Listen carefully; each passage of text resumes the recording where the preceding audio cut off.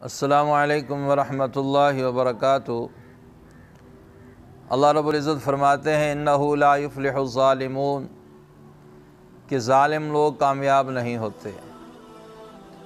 یاد رکھیں، کسی کے ساتھ زیادتی کرنا، کسی کا حق مارنا، کسی کے ساتھ ناانصافی کرنا، ظلم کرنا، یہ سب ظلم ہے۔ کسی کی دی ہوئی چیز واپس نہ کرنا، امانت دے کے رکھ کے واپس نہ کرنا، قرضہ لے کر واپس نہ کرنا، کسی سے کوئی چیز، کسی کا مکان کرائے پر لیا اور اپنا بنا دینا، اس پہ قابض ہو جانا، کسی بھی قسم کی زیادتی کوئی بھی کسی کے ساتھ کرے، بھائی بھائی کے ساتھ کرے، پڑوسی کے ساتھ کرے، رشتہ داروں کے ساتھ کرے، میاں بیوی ایک دوسرے پر کریں، کوئی بھی کسی کے ساتھ ظلم کرے تو وہ بندہ کبھی کامیاب نہیں ہوتا۔ ظلم کے بارے میں، ظالم کے بارے میں اللہ رب العزت کا ایک تو قانون یہ ہے کہ اللہ پاک ظالم کو ڈھیل دیتے ہیں، مہلت دیتے ہیں۔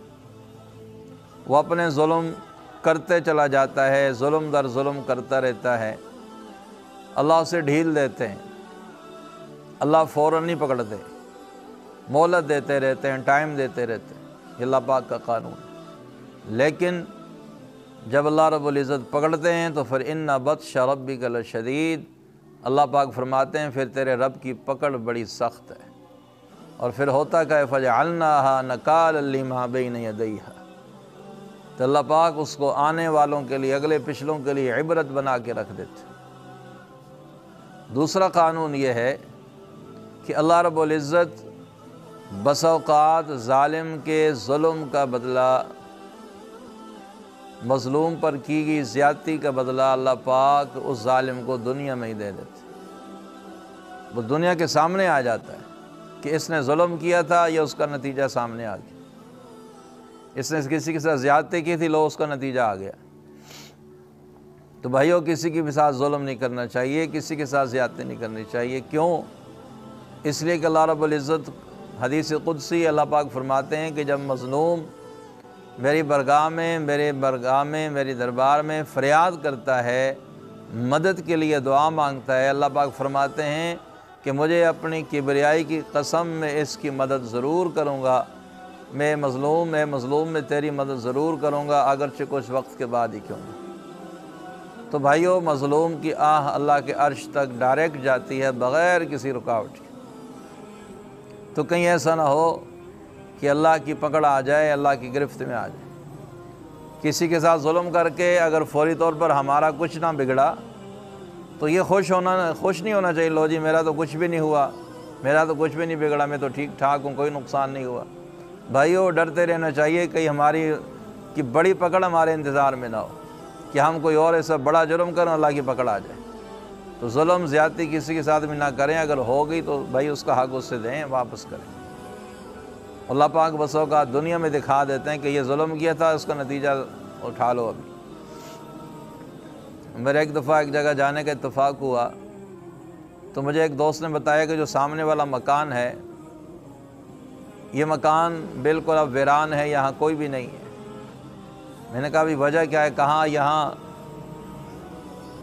دو بھائی تھے، ایک ماں تھی ان کی، چھوٹا بھائی باہر چلا گیا، بڑا بھائی گھر کا کام کاج کرتا تھا، اماں کو سنبھالتا تھا، اور کچھ تھوڑی بہت زمین تھی، اس کی دیکھ بھال کھیتی باڑی کرتا تھا۔ تو چھوٹے بھائی باہر ملک چلا گیا، وہ پیسے کماتا رہا، بھیجتا رہا، کچھ زمین بھی اور لے لی انہوں نے۔ قصہ مختصر، بڑے اچھے دن آ گئے ان کے، جس طرح ہم کہتے ہیں بڑی ترقی ہو گئی۔ اب ہوا کیا؟ اب اس بڑے بھائی نے وہاں کوئی شادی کر لی، گاؤں سے ہی کسی لڑکی سے۔ تو کچھ عرصے بعد چھوٹے بھائی نے بڑے بھائی کو بھی وہاں بلا لیا، بھی چلو آپ بھی باہر آ جاؤ، دونوں مل کے کام کاج کرتے۔ اللہ اکبر!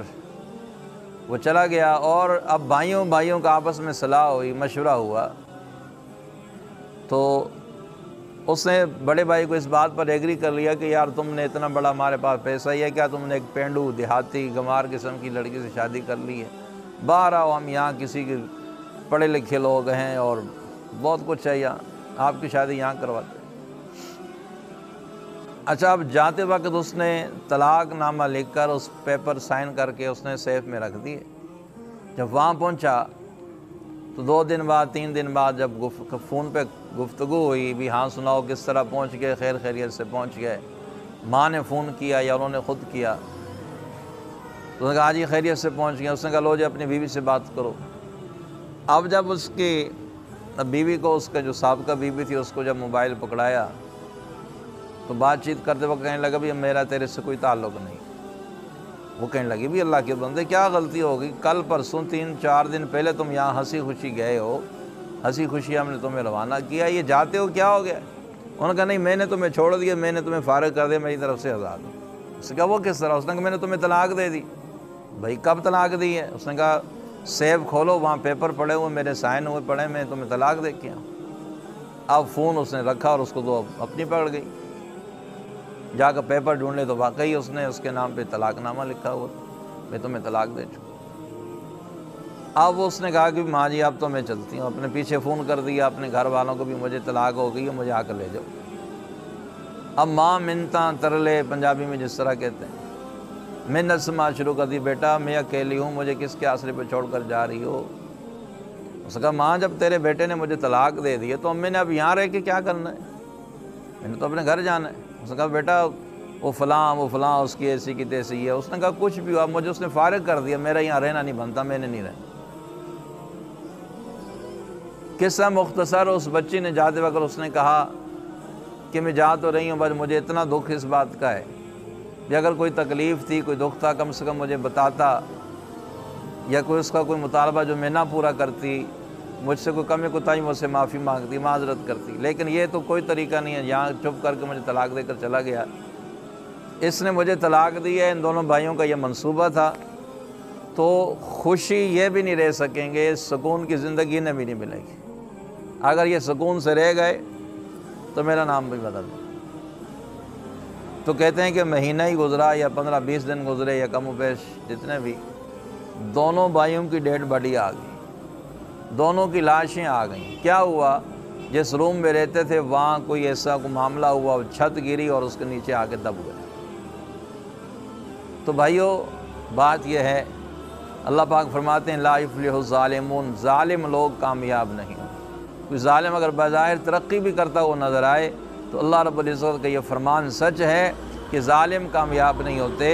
اللہ ہمیں ظلم کرنے سے بچائے، کبھی کسی کے ساتھ زیادتی نہ کریں، کبھی کسی کا حق نہ ماریں۔ اور بھائیو نصیب تو انسان کو اپنا مال بھی نہیں ہوتا، دولت تو اپنی بھی نصیب نہیں ہوتی، جائیداد تو اپنی بھی نصیب نہیں ہوتی، کیوں کسی کی بد دعائیں لیں، کیوں کسی کی آہوزاریاں لیں۔ اللہ پاک مجھے اور آپ سب کو دین سمجھ کر عمل کرنے کی توفیق عطا فرمائے۔